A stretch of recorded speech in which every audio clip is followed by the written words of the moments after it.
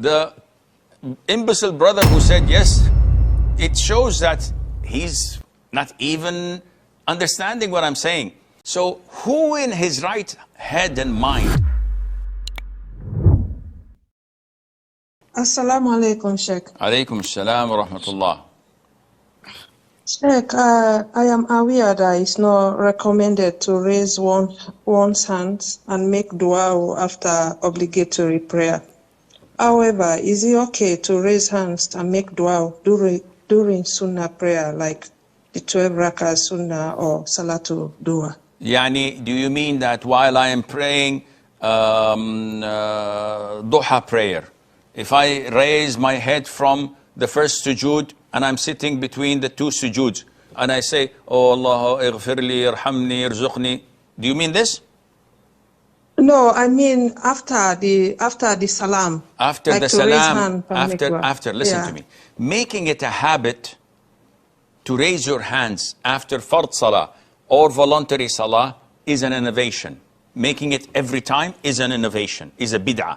Now, let me ask you a question, Suad. Why do you raise your hands and make dua? What do you want?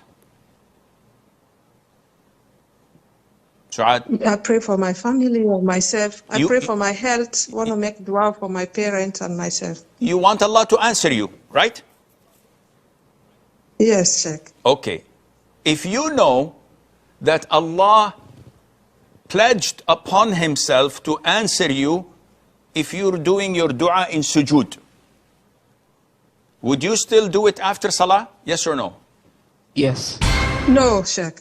See, this is the problem. The imbecile brother who said yes, it shows that he's not even understanding what I'm saying.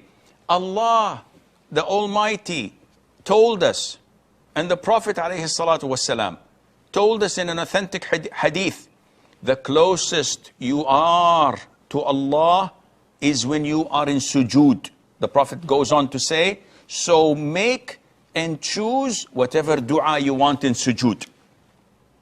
So who in his right head and mind would neglect making dua in sujood as the Prophet directed us and ordered us? He says, no, I want to make dua after fard prayer, assalamu alaikum, assalamu alaikum, and wipe his body and washes it and showers it and puts some conditioning on his hair after every single salah. This is pathetic. The Prophet is telling you, make dua in sujood, Allah will answer you. And he said, no, thanks, not interested. So Suad, you want Allah to protect your family, to increase your health, to do this and that, do it in your sujood and stop everything else. Now, shouldn't we raise our hands and make dua? I didn't say that. What I said was, do not make it a habit that after every fard salah or after every voluntary salah, you raise your hand and make dua, because the Prophet never did this. However, between adhan and iqamah, the adhan is called. I said my adhkar, I did my repetition, or I repeated after the muadhin, and I said the adhkar, and then between adhan and iqamah, I can raise my hands and make dua. In the middle of the night, I wake up, I pray tahajjud, and I want to take a break of 10 minutes, I raise my hands and make dua. It's raining, not men. And I raise my hands and make dua. It is the rooster sound before Fajr, 1 hour. And I hear the rooster's voice, I make dua because it saw an angel. The Prophet said, ask Allah from His grace whenever you hear a rooster.